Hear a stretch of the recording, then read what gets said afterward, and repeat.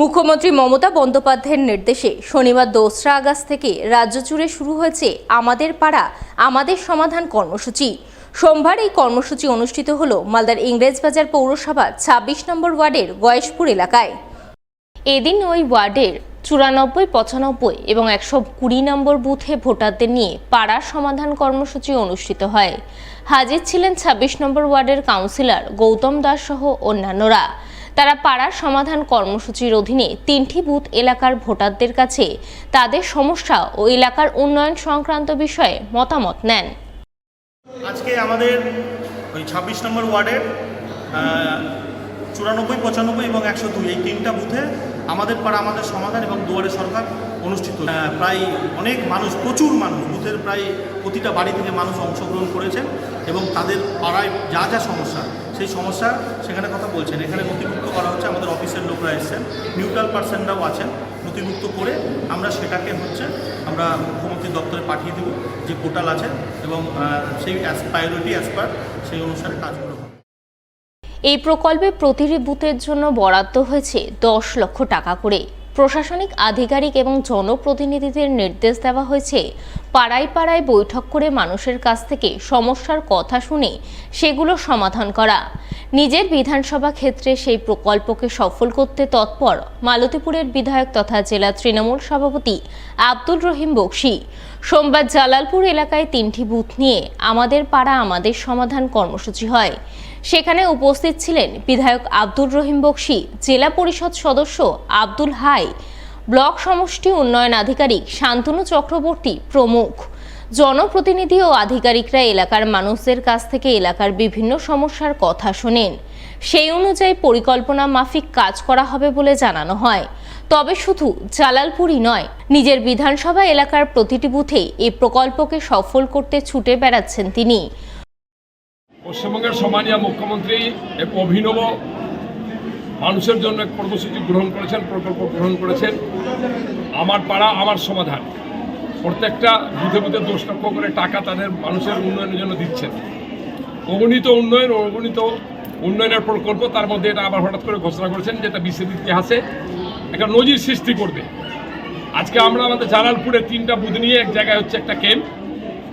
আমাদের Jalalpur Hazratpur high school যেটা আছে, সেই হাই স্কুল ভিতরে হচ্ছে, সেখানে আমরা এসেছিলাম। খুব সুন্দরভাবে চলছে এবং প্রত্যেকটা মানুষ জাতি ধর্ম নির্বিশেষে রাজনীতির ঊর্ধ্বে উঠে মমতা ব্যানার্জিকে মান্যতা দিয়ে সর্বস্তরের মানুষ সরকারি অফিসারের সামনে তাদের মতামত ব্যক্ত করছেন এবং তাদের মতামতের ভিত্তিতেই দিদির পাঠানো সে ১০ লক্ষ টাকার কাজ অনতিবিলম্বে শুরু হবে। গাজল ব্লকের মাজরা গ্রাম পঞ্চায়েত এলাকায় নয়াপাড়া সহ একাধিক পাড়া প্রবল বর্ষণের ফলে জলমগ্ন হয়ে গেছে। জল নিকাশি নাই বললেই চলে। বিগত ১৫ দিন ধরে বৃষ্টির জলে আবদ্ধ হয়ে রয়েছে, তাই গ্রামবাসীরা পথ অবরোধের রাস্তা বেছে নেয়। সোমবার সকাল 11:15 থেকে অবরোধ শুরু হয়, যা চলে প্রায় পৌনে ১ ঘন্টা ধরে। গাজল ব্লকের নয়াপাড়া এলাকায় দীর্ঘদিন ধরে বৃষ্টির ফলে জনজীবন বিপর্যস্ত হয়ে পড়ে। কারোর বাড়ির উঠোনে জল, কারোর ঘরে জল, আবার কারোর রাস্তায় জল জমেছে। বিভিন্ন দপ্তরে বলেও কাজ হয়নি বিগত ২-৩ বছর ধরে এই সমস্যার। অতিরিক্ত বৃষ্টিতে জল নিকাশি না থাকার ফলে দুর্ভোগে পড়তে হচ্ছে গ্রামবাসীদের।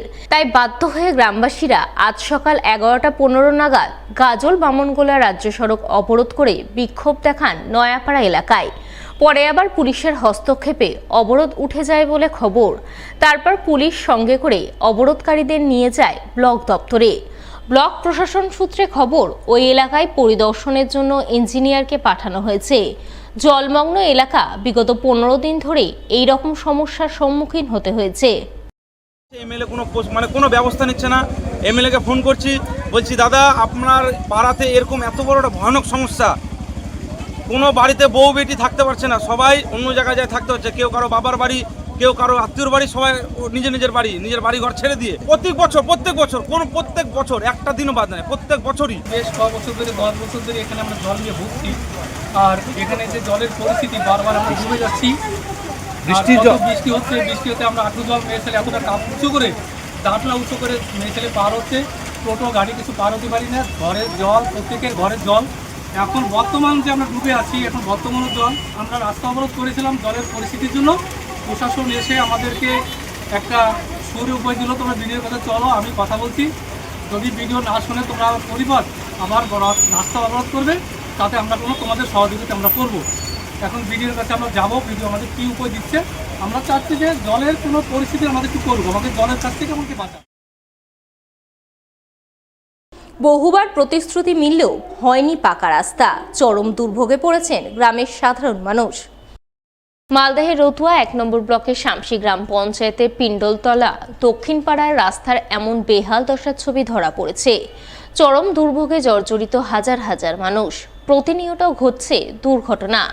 জলকাদায় ভরা রাস্তার ফলে গ্রামে ঢুকতে পারে না অ্যাম্বুলেন্স। অসুস্থ রোগীকে খাটিয়ায় বহন করে নিয়ে যেতে হয় হাসপাতালে। খুদে স্কুল পড়ুয়া থেকে শুরু করে ছাত্রছাত্রী সকলেই জলকাদা ভেঙে যাতায়াত করছে।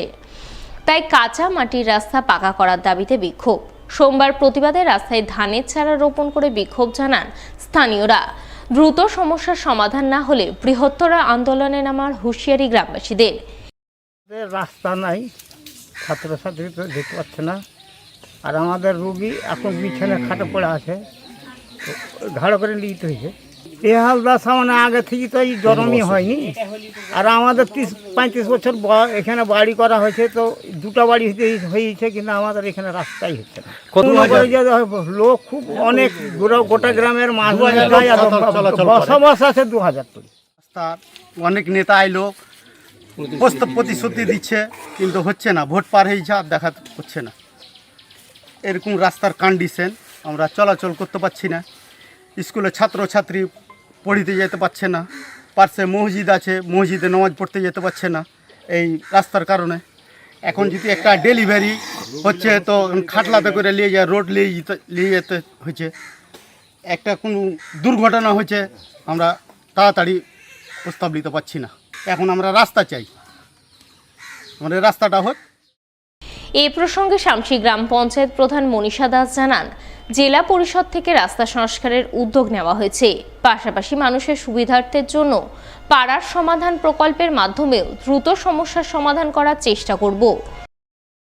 পিণ্ডলতলায় দক্ষিণ পাড়ার যে রাস্তাটা রয়েছে, অ্যাকচুয়ালি সেটা এবার আমাদের জেলা পরিষদে সেই রাস্তাটাকে তুলে ধরানো হয়েছে এবং অ্যাকশন প্ল্যানেও সেটা রয়েছে আমাদের। এখন রাস্তাটা যেহেতু খুব খারাপ পজিশনে রয়েছে, তো আমরা চেষ্টা করছি ওটা আপাতত মানুষের চলাচলের ব্যবস্থা করে দেওয়ার মতো।